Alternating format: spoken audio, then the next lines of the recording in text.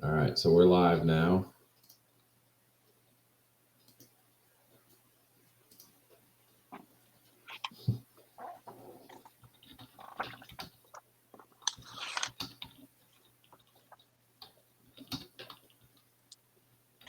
Just doing my normal tweeting stuff out.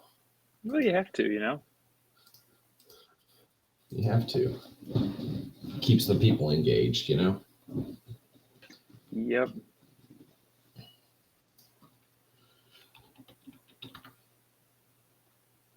So, any news in the sports world outside of Mizzou that we could chat about before we really start? Well, I mean, not really. I think Major League Baseball off season is underway. You think the Cardinals are going to make a splash, or is it going to be a deal where we finish second again and go sign someone for like $15 million?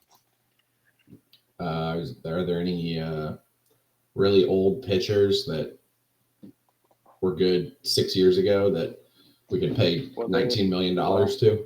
There is Sonny Gray, who is 33 or 34. He just had a really good year, but this is what I think the ownership, front office, what they really like is he was asked about his priorities in free agency, and he said that being close to Nashville is a higher priority than his contract, than the amount of money on his contract. $7. And I think that is, music to John Mozeliak and the DeWitt's ears, because they're sitting there saying, "Oh shoot! So instead of paying you 20, we could pay you 16, and you're going to come here instead of go to wherever else, Seattle, so he can be close to Nashville, and they'll pocket the $2 million a year instead of just going out and getting somebody that's going to mow folks down." But that's my conspiracy theory. Maybe they'll get one of those Japanese guys that they sent Nolan Arenado over there for. They need to. I tell you what, Joe, it's a lot easier to spend other people's money. Right. When you start talking about hiring or signing players, it's a lot easier to spend the money when you're not the one that has to write the check. That's for sure. Oh, yeah. Exactly. So, all right. Well, let's just go ahead and jump in. Hey, everybody. This is Joe Langworthy and Thomas Woelfel with episode 35 of Tailgate Talk, a 6Com Sports podcast. We have a lot of stuff to talk about. I have a couple of basketball games that have happened since the last time we chatted. Might have been a football game that happened, and have a football game to talk about. So, yeah, what are your thoughts on the weekend in Mizzou sports, Thomas? It started off rough, obviously. Friday night, I obviously was hopeful that didn't lag into Saturday, and it didn't. I will say there wasn't even really much of a football game on Saturday. It was one team out there with a running back that looked like he was running practice reps, running on air, and then you had I guess Tennessee showed up and they were on the field at some point in time, maybe. I don't know for sure. It was the most dominant performance I've seen for Mizzou against a top 15 team since I've become a fan. So that was a lot of fun. And then obviously, I think was it Monday night was a game against SIUE. So yeah, the Cougars are from basically the town I grew up in, and there's been a lot going on. Yeah. So, if anybody is joining us live, if you have questions, feel free to send them to us. I think if you can type in just on Facebook, you can type in your question, or on YouTube, or tweet at us. I have Twitter open, so if you tweet at us, I'll see that as well. So make sure to send us your questions, and we'll try to get those answered. But so let's start off just talking about basketball a little bit. Like Thomas mentioned, Mizzou played Memphis on Friday. Not a great game, not a great showing from the correctly colored Tigers. But it is what it is. I think we were talking in my section. Memphis is a very experienced team. They are, have a lot of transfers. That kid that I think he was at Alabama, I think he's like a ninth-year player. They have a couple, graduate students on their team, 3 or 4 seniors, couple juniors, and then like 3 freshmen.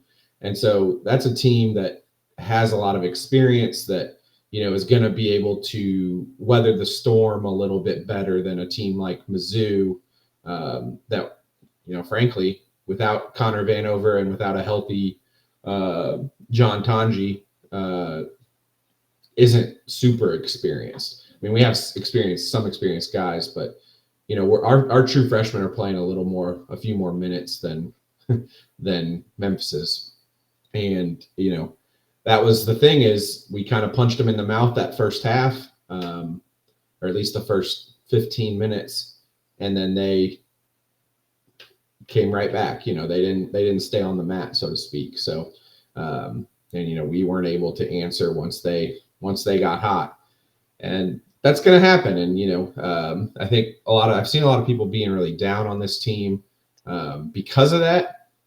But what you got to remember is even last year we weren't playing teams this good. We didn't play a team that was as good as Memphis until we played Kansas. And that went very poorly.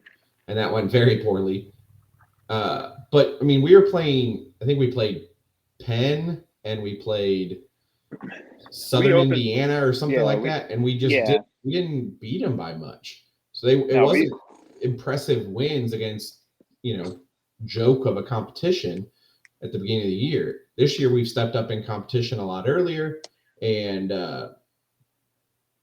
my dad wants me to say Memphis, plural of or the possessive of Memphis again, because I guess I didn't pronounce it correctly. Well, sorry. Mark just needs to go. Mark needs to go grab a bourbon. Mark needs to relax. Call in, and he needs to tell us how to pronounce it. If he came here for grammar, he's in the wrong place. Right. That's for sure.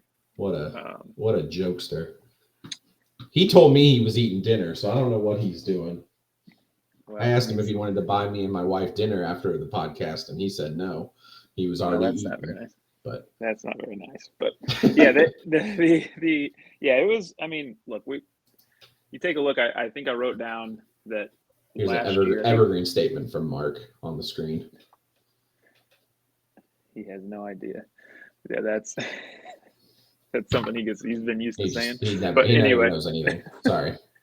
But anyway, last year I think the other one was SEMO. We had 3 different games early in the year where we won by single digits against the directional schools that weren't very good. So, and I mean, again, we've got a lot of transfers, so it's going to take time for the guys coming in to learn the system, but also B, it's going to take time for Dennis Gates to figure out who should be on the court and who shouldn't be on the court. And I think that's just as much a piece of it as anything.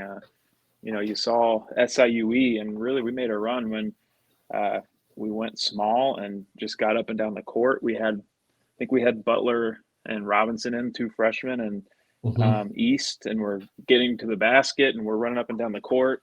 So it's going to take some time to get that figured out, I think. And until he gets a couple recruiting classes under his belt where he's recruiting and retaining kids and they're playing the same system every year and they get used to it, we're probably going to have slow starts to the season. And you hope it doesn't come back to bite us this year, starting with Memphis in game 2. And then we've got a Big Ten opponent tomorrow. But the one thing I'm keeping an eye on, and the frustrating part for me, and I think something that Coach Gates is going to have to figure out over time is, and part of that might just be getting better players too, but the big stat for me against Memphis, there were 2 numbers here, 11 for 35, and the other one's 5 of 38.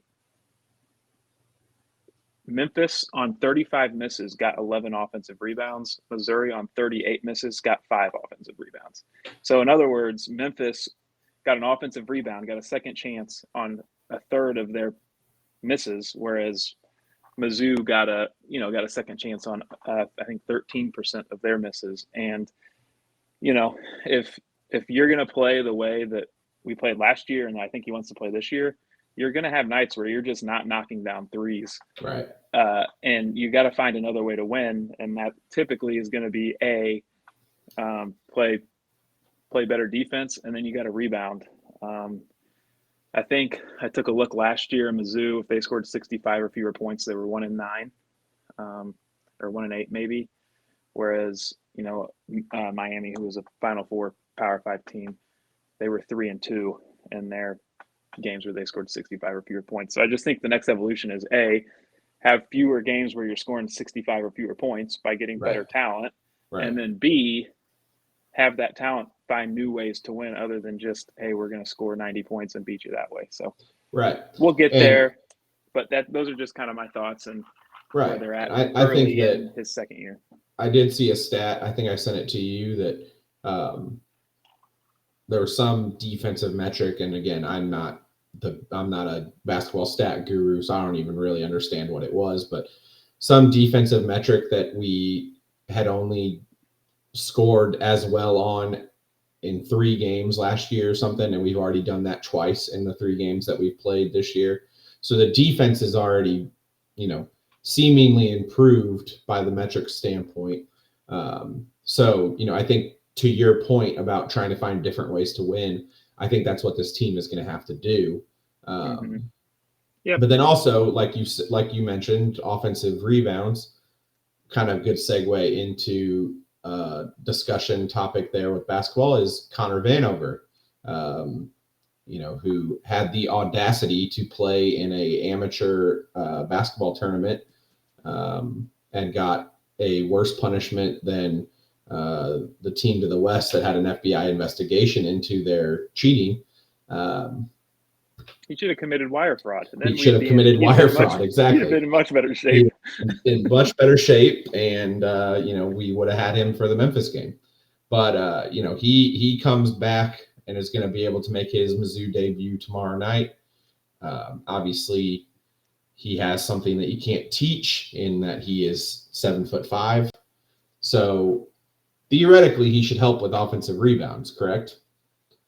Yeah, he should. You'd think. I think the big question is how does he fit into an offense that wants to get up and down the court? I think against SIUE, I think you started to see kind of Jordan Butler really start to make a difference in rebounding. I think he's more of a prototypical center that you're going to want in Dennis Gates' system, where he's 7 foot, but he runs like a deer and can get, he moves like a guard, but he's 7 foot tall.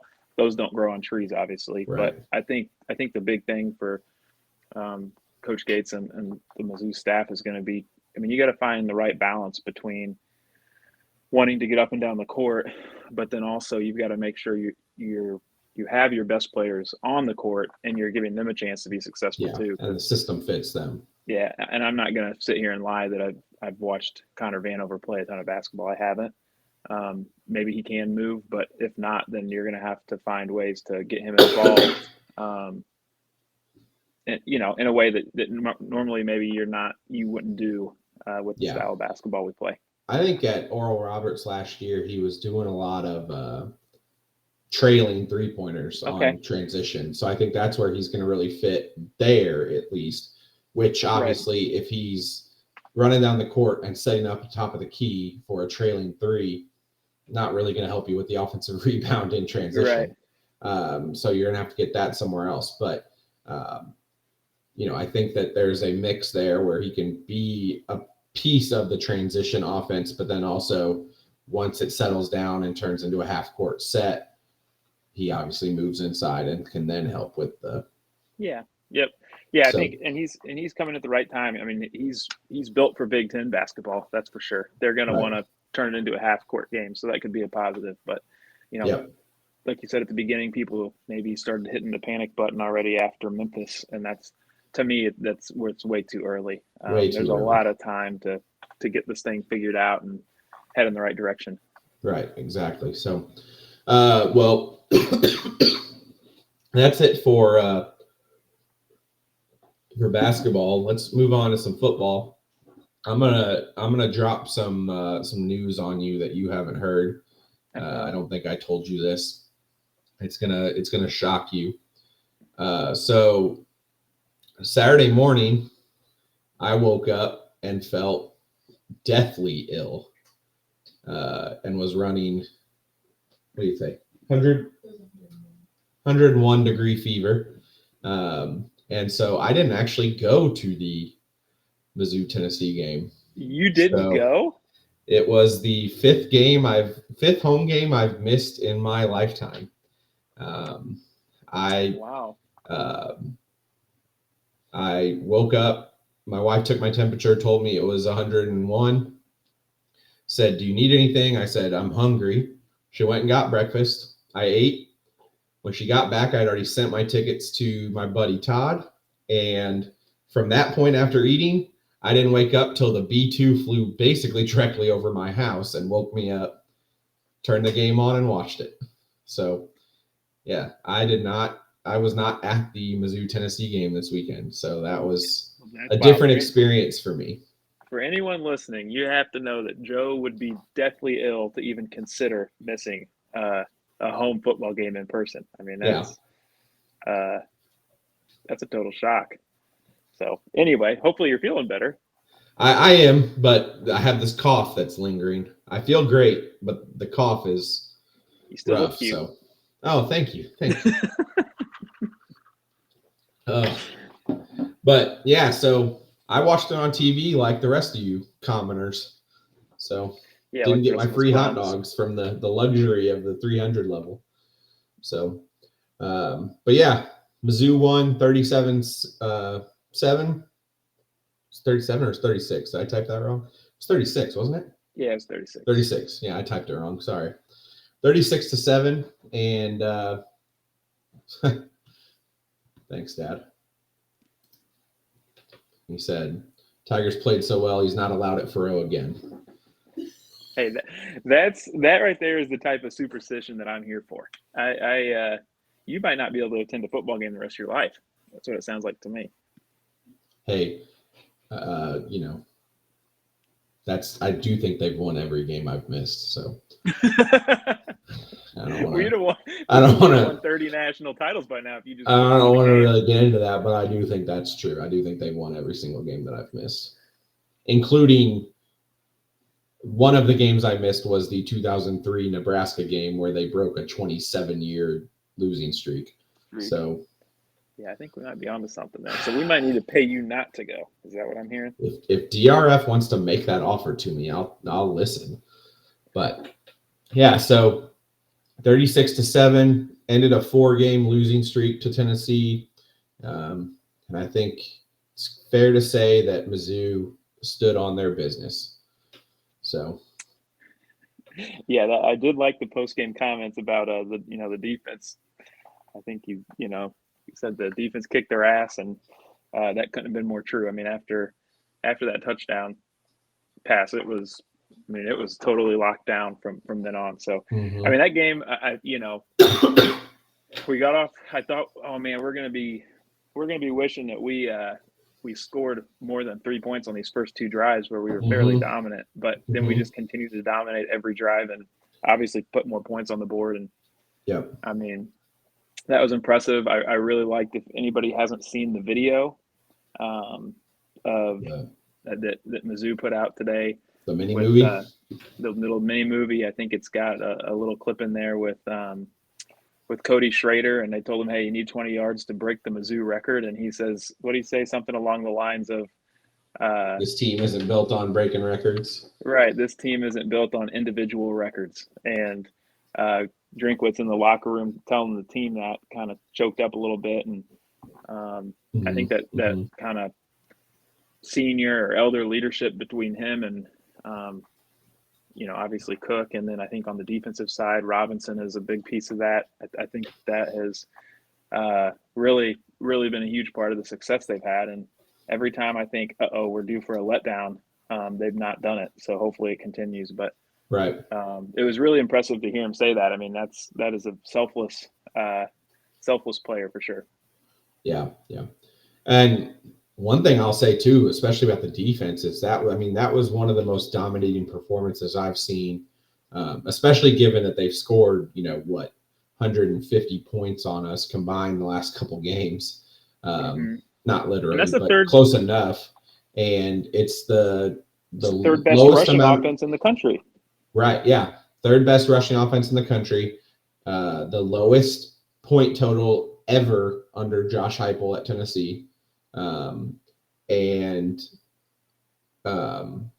I'll say too, those of you that were at the game, I don't know if you really can appreciate this, but that touchdown that they scored, it was a 42-yard pass or whatever. One, it stayed. I mean, you could appreciate it when you were at the game. It stayed in the air forever. He just threw it up and the guy ran under it. And two, he made a heck of a catch. Like the dude put his body on the line, literally was out for the rest of the game after he caught it. Right. And made a heck of a catch to keep that hand under.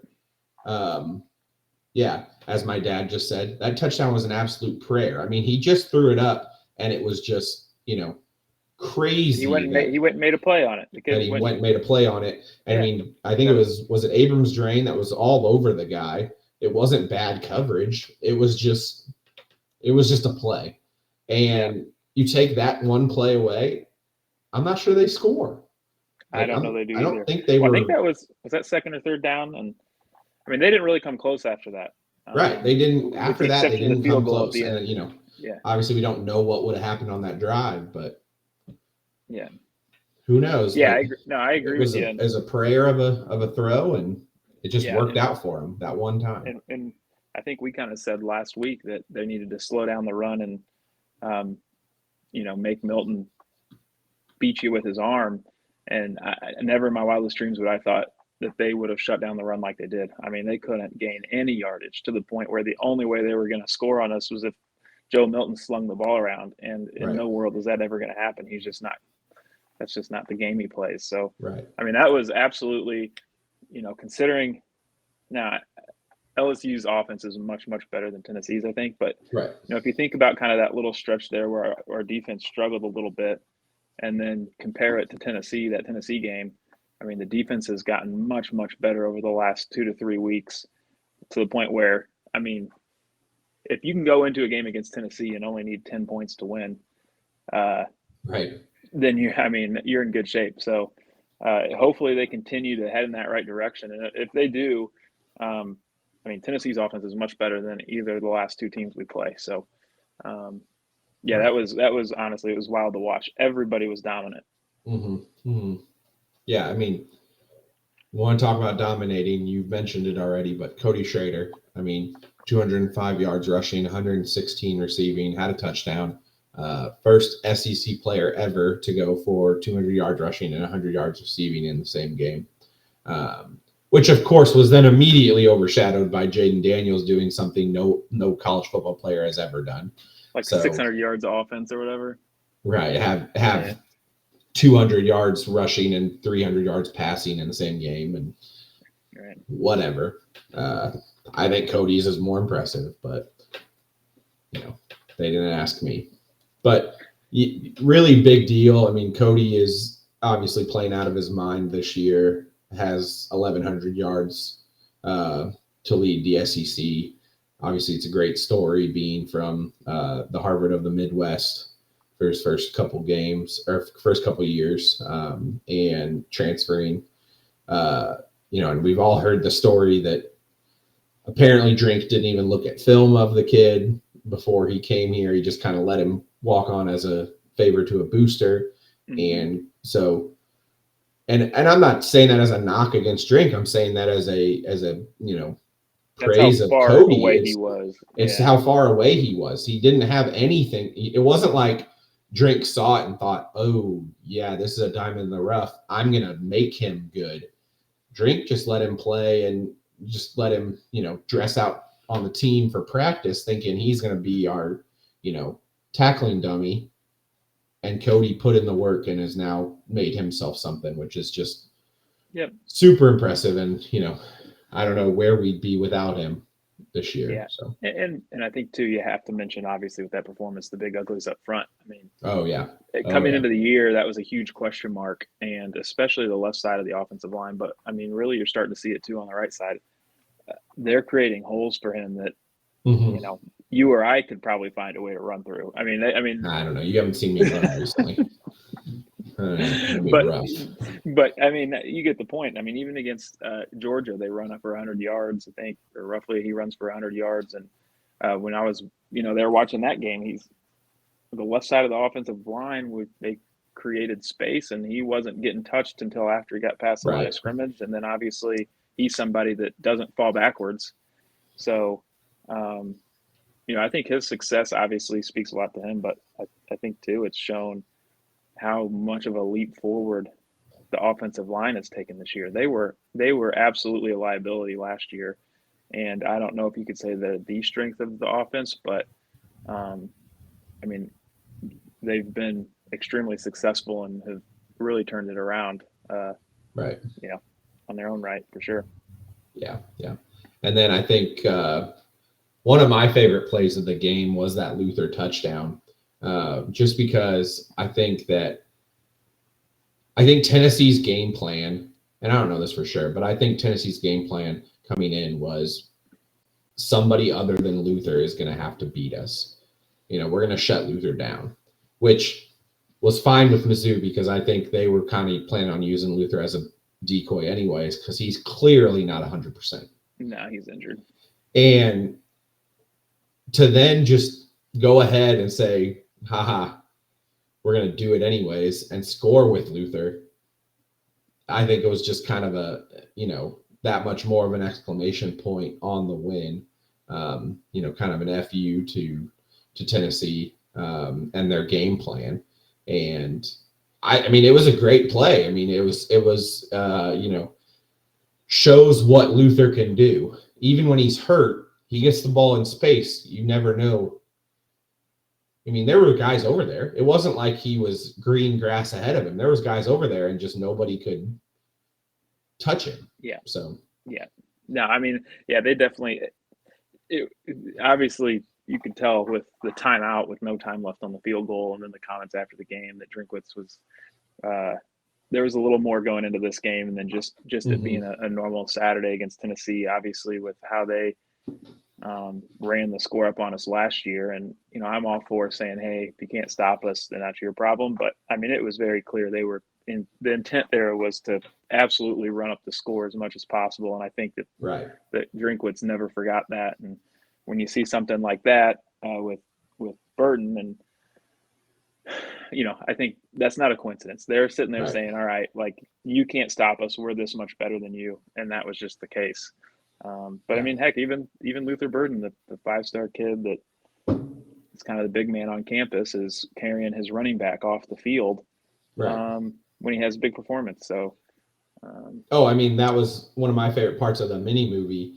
I don't know if you paid attention to it, but at halftime, it's Luther and Mookie sitting there just very casually talking about he's going to break records.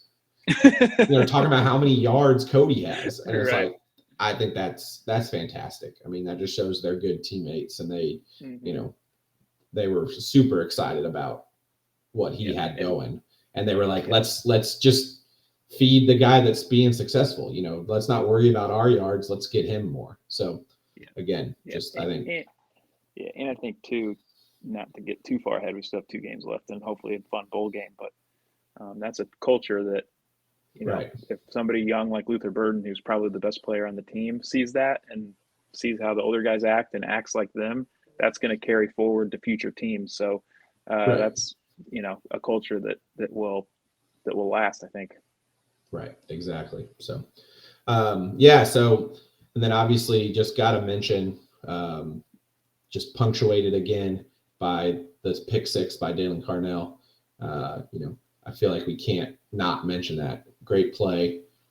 Just another fantastic play by Dalen, and really excited that he has to come back for another year, basically, because we're losing everybody else in the secondary, it seems. And I think I think you and I both have been really excited about him for a while. And so he's going to be the focal point of the defense next year, it seems like, or at least the defensive backfield. Definitely. And I think Rakestraw probably is a TBD in terms of whether or not he comes back. But, having him in the secondary come back, obviously he played half the snaps last year. Maybe it was, for the number of snaps he played, our most productive guy on last year's defense, which was good. Mhm. He's Mhm. really starting to play well at the right time this year, and obviously with the pick six was kind of a reward for Yeah. how good he's been recently. So, Right. like you said, having him back, having him as a leader of the defense, you know, just like we expected him to be good this year, I think, you know, you kind of hope next year he can take that big next step and Right. kind of assert himself as the leader of the defense. Right. Yeah. So overall, obviously, just fantastic game, huge win, whole lot of momentum. I've seen several people say that it was a 3-hour infomercial for the University of Missouri on national television. You know, fantastic. And obviously, it helped moved us up to number 9 in the college football playoff poll, which apparently is the only thing that's relevant now. Because I had to dig. I had to dig to find what we were in the AP poll and the coaches poll. And I don't really mean dig, but it wasn't just clearly obvious anywhere. I had to actually do Google searches and multiple things and click on different links, and maybe I was doing it wrong, but only thing people care about is that college football playoff poll. It's what ESPN shows. It's what Mizzou shows on everything now, and we are a top 10 team. So, really cool. I think it's very much a, Mizzou thing that we're going to have this year. We're probably going to end, 6th in the college football playoff poll and not be able to make the playoff because it's not 12 teams until next year. Right. Yeah, I think I mentioned this a week or two ago. That's one of the most Missouri things possible is to be in what would be the playoff, but you're there a year early. So no, that's not to say they can't have another good year next year, obviously, but it does you kind of think about how much. I mean, just imagine how much fun it'd be to have a home game, the first round of the playoffs at Faroe. I mean, that would be an electric atmosphere. You could get a warm, a school from a warm climate come up to Faroe in December. You'd have a chance. Right. Exactly. So, but it is what it is. I'll take a New Year's Six bowl if we can get there. But got to win 2 more. Got to win 2 more. So, do have Florida coming in this next weekend. Let's go ahead and move on talking about them, previewing them.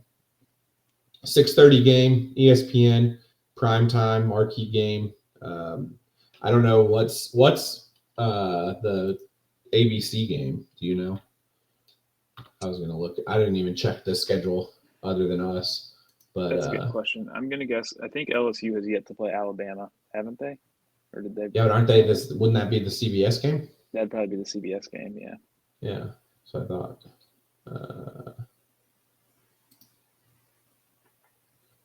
Scores. Okay, let me see.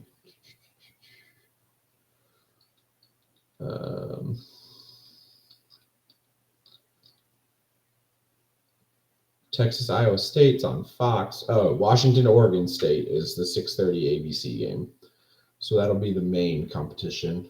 That's 5 versus 11. So, but either way, big game. National television again. Going to be a lot of eyeballs on us. And I think Florida is. They're a good team. I think they're better. I think it's hard to say if they're better than their record or if they, just overperformed, but they, came in to the season and I think overperformed, even from expectations. I don't think people really thought they were going to be any good coming into the year. I know I didn't. And they started 5-2. They had that relatively close loss to Utah to start the season, and then lost to Kentucky. I think they got beat pretty good by Kentucky. They did, by 20 or so. But then they beat Tennessee and they beat South Carolina, and then they had some blood donors. I don't even know who they played to get to 5-2. And I think they were ranked at one point. I don't know that for a fact, but if I remember correctly, they were. I think there was even one point where they were ranked like 25th, and it was kind of like, why isn't Mizzou ranked 25th? Like they're better. Everybody knows they're better than Florida, but here we are. Nobody asked me. But yeah, since then they've lost 3 straight. Georgia and LSU, which can't say much about that because we've lost to them too. But then they've lost to Arkansas as well, which I think is Florida Arkansas's only SEC win at this point? Yes. Yeah, So, they lost 7-3 to Mississippi State, and so obviously right. Arkansas has not been very good. But yeah, I mean, Florida, they had kind of an interesting early. I think first off, I think Vegas had them at 5.5 wins over under to start the season, so they're kind of right at that number. Yeah. And then with us and Florida State, obviously those are two difficult games for them. But they kind of started off the season a little up and down. They beat Tennessee, who's obviously a solid team at home. Like you said, I think Kentucky, the Kentucky running back ran for like 280 yards, and they just got destroyed by Kentucky. So it was kind of like couldn't figure out what in the world was going on down in Gainesville. But then the last 3 weeks, like you said, it's been downhill. So, if they're a very beatable team, I think they are also a team that if you get ahead of early, they will shut things down. So, I think that's going to be kind of one of the big keys for us is doing that. And the other thing too is if you look at the games they have won, they're games that they were either ahead early or were very much in the game early, and then they were able to kind of turn on their run game late and win games. They are not capable of coming back from big deficits. That's just not how their team is built. Yeah. They kind of have a two-headed monster at running back. I think both their running backs have about 650 yards, somewhere in that range. And that's Trevor Etienne, who I believe is the brother of the Clemson kid, right? Yep. Who's now in I think at Jacksonville. He's very good running back. Yeah. And then Montrell Johnson Jr. I think they call him Trell. I think it's Trevor and Trell. Kind of clever. Works out. Fun wordplay. But yeah, so 2 good running backs, and then, but I don't know a ton about them. I don't know if they're different styles or if they just both happen to get carries. And have you watched any other? I haven't watched a ton of them. I know I watched parts of the Utah game, and they didn't have much of a rush game. That was just the deal where they got down by a couple scores and had to throw the ball. Right. And if we can get to that point where, say you're in the third quarter up by 14 points and they have to start slinging the ball around, then we should be in pretty good shape. Their quarterback, Mertz, I think, Graham Mertz, right? Graham Mertz, yeah. Was a big transfer out of Wisconsin, and he's a very good game manager, but he's, at least to this point, not been somebody that's going to go out there and win on the game. So, right. His stats are a little deceiving because, they haven't been good, but his stats, I mean, he's 247 for 337 overall, which is 73% completion percentage. Pretty solid. 10 years ago, that would have been otherworldly completion percentage, but right. 2,720 yards passing, 18 touchdowns and 2 interceptions. Like, those are pretty good stats. But I think, like you said, he's just kind of managing the game. He's not taking it over. So yeah, he throws for, almost 300 yards a game, 270, 300 yards a game, but they're also down big in a lot of games. They're down big in a lot of games, throwing a lot, or, or they're playing a blood donor and he's throwing a lot and getting, yards after catch from receivers. So they really only have one receiver that seems to be, a number one kind of guy, which is Ricky Pearsall. Pearsall, 62 receptions, 876 yards, 4 touchdowns. Solid. I mean, gonna have to watch him. Gonna have to have Rakestraw or KAD shut him down. But from a passing game perspective, he almost single-handedly beat South Carolina. He's kind of their one guy that, like you said, is probably at least to some extent an NFL wide receiver. So he's going to definitely be somebody you got to watch. I mean, their pass game's good enough they're probably better than Tennessee's from just a pure being able to complete passes and pick up some yardage. Not as explosive, and so it's a little bit of a different. It's going to be a different game plan for us, I'm sure, defensively. Right. The guy can't run quite as much, the quarterback, but right. So they're capable. They aren't explosive really, or they haven't been explosive to this point in any facet of the offense. And so if you can stop the run like we did this past week, we're going to be in really good shape. Yeah. And I think like you said, it's probably a more balanced passing attack. And I think that's kind of the gist I get from Florida, is that it's just going to be a more balanced offense completely. They're just going to be more, I mean, it's not Heupel running the offense, so it's going to be more of a traditional, run on first down, stay ahead of the sticks, pass on second down, play action on third down, that kind of thing. And they have been sacked, or their quarterbacks have been sacked 31 times. So, they've shown some weakness there. That's not terrible, but it's not great either. So expect to be able to get some pressure, and hopefully that can kind of disrupt things and and I think part of that too, I think says something about the lack of mobility of the quarterback. Their offensive line's not fantastic, and he's you don't have to worry about when we got to Daniels, that didn't mean anything because he could just take off running. If you get to Graham Mertz before he throws the ball, then you're going to be in really good shape, because chances are you're going to be able to run him down and get him down behind the line of scrimmage. Right.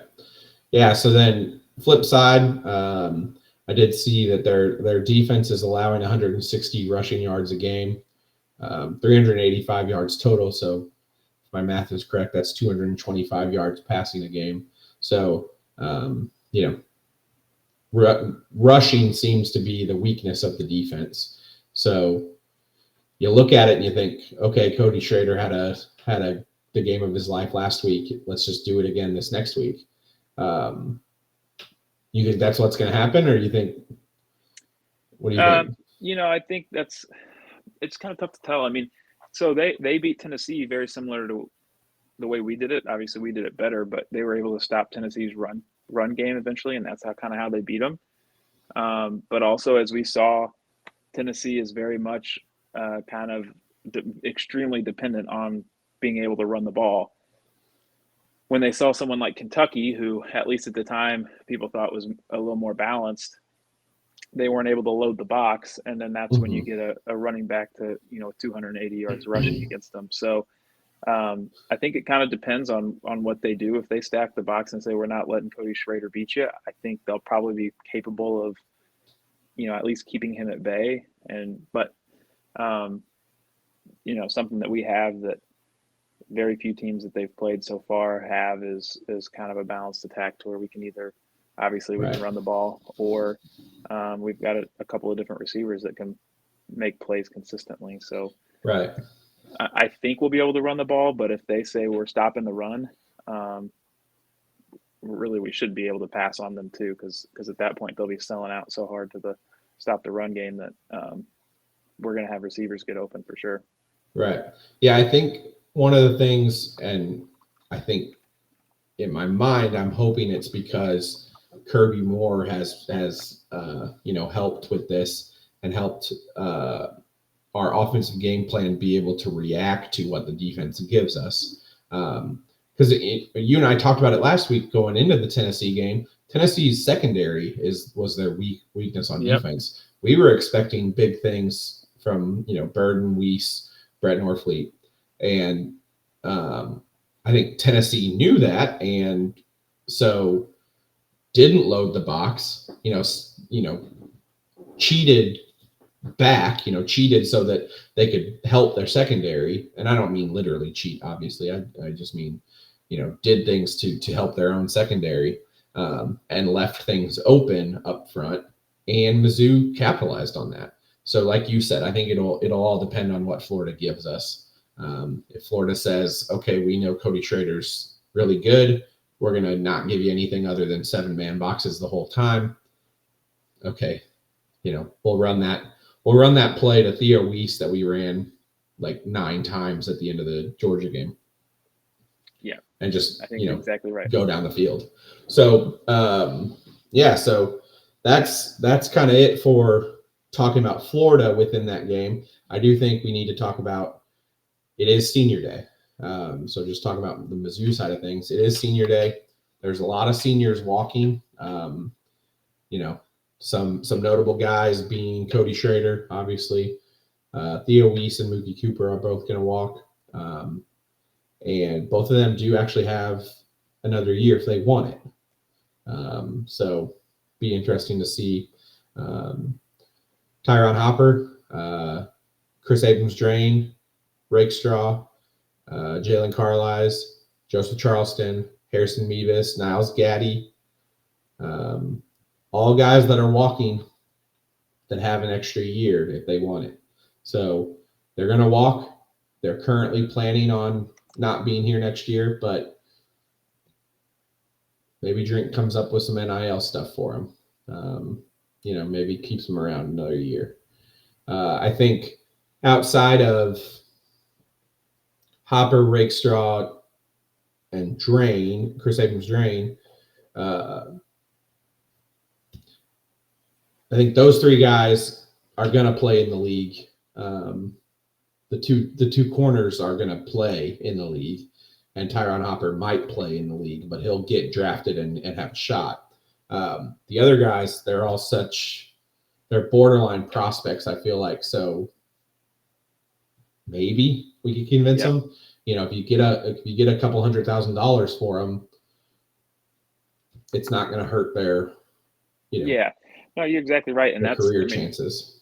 That's really what brought a number of the guys back to this year's team is NIL. Mm-hmm. They were all kind of fringe guys. You even take a look at a guy like Rakestraw who had a couple injuries this year. There's a chance that the NFL scouts sit there and say, yeah, you're, borderline. I saw something on him, round 1 grade. And I was well, if he's round 1 grade, then he's gone. But if he gets something that's, round 3 or 4 and he has a chance to come back to improve it, right. Then obviously that's when NIL can make a difference. But, I think you've mentioned it. We've talked about it, and we'll probably talk about it here, is Christian Williams is not walking, right? Mm-hmm. And Chuck Hicks is also not walking. Chuck Hicks. But, when I think about, for me personally, when you take a look at next year's team, and if I could pick one person and one person only to come back, kind of the list we've talked about, Williams is probably number 1, just because, one, it's a position that we have no returning production coming back to. Mm-hmm. The top 4 guys, important. Right? The top 4 guys can graduate. Now, that's not to say we don't have talent, right? I think Lang can potentially be a player. Obviously, I think Gracial was a big time recruit. There's no reason why he can't be productive, but returning 3 snaps total this year at a defensive tackle position, I think, is difficult. And then, obviously in the secondary, we've got guys that have at least seen snaps. Marcus Clark has a couple interceptions. So Dre Norwood. So I think we have options there, but for me, the maybe just as big a name is the person that isn't walking, and obviously Christian Williams, and like you said, Chuck Hicks, who has been very good for us the last couple of games. But it's times have changed. It used to be if you walked across the stage, you were done. But nowadays with COVID and with the COVID year and the redshirt years and stuff, first off, it's tough to remember even who has eligibility left. And like you said, now with NIL, if you have an extra year of eligibility, there's no guarantee you're going to make an NFL roster. Why not come back and play and work towards a grad degree and earn a little bit of money while you're doing it? Right. Exactly. So just be, really excited for all those guys, but also it's going to be kind of bittersweet on some of them when they walk out, and it's kind of like, I'm clapping for you, but really hope I get to do this again next year and clap for you and actually be sincerely excited for you. But But yeah, so senior day is always fun. I think it's a big deal for those kids for sure. And, cool to see them get their rock and hopefully get to see them do that after a win. Yeah. So, yeah. And something too that I think people have lost sight of, and I worked in college athletics, and it was kind of one of the reasons why I liked doing it was, college football has created more first-time college graduates or first-time college graduates in terms of like family lineage than any other organization in history. And so there's going to be kids walking across that stage who have parents and grandparents that never had that option. And so that really is a cool aspect of college athletics and something that I think has kind of taken a back seat recently, but it's still something to think about. Right. But yeah, I don't know this for a fact, but I think from what it sounds like, our academic progress and all that has been really good. So I am assuming most of these kids are not only walking for senior day, but they're going to be graduating or very close to graduating either in December or next spring. So really cool. And obviously every school has it, but a really good tradition, a really cool tradition. And so really excited for that. But so let's wrap things up, but just want to mention a few things. Award season has started kind of wrapping up. Some semifinalists and finalists have been named. I don't really get the difference between finalists and semifinalists in some of these. I think they're using the same name for the same thing on a couple of them. But Brady Cook was named a semifinalist this week for the Davey O'Brien Award, which, if you've played NCAA football, you'll remember is the best quarterback award, which, obviously he's not going to win. Jaden Daniels is going to win that, or, the kid from Michigan, who, has went through a lot this year. They're America's team. He's known exactly what play's coming. I'll tell you that. They're America's team. They've done they've went through a lot of adversity this year, and we all need to be supportive of Jim Harbaugh and the Michigan Wolverines. So, but either way, really cool that Brady Cook got named a semifinalist for that. Our boy Cody Schrader named a finalist for the Burlsworth Award, which I hope they present that to him at the Arkansas game. That would just be the best, since that's named for a former Arkansas walk-on. It is best former walk-on. He should win that. I think there's not a better story.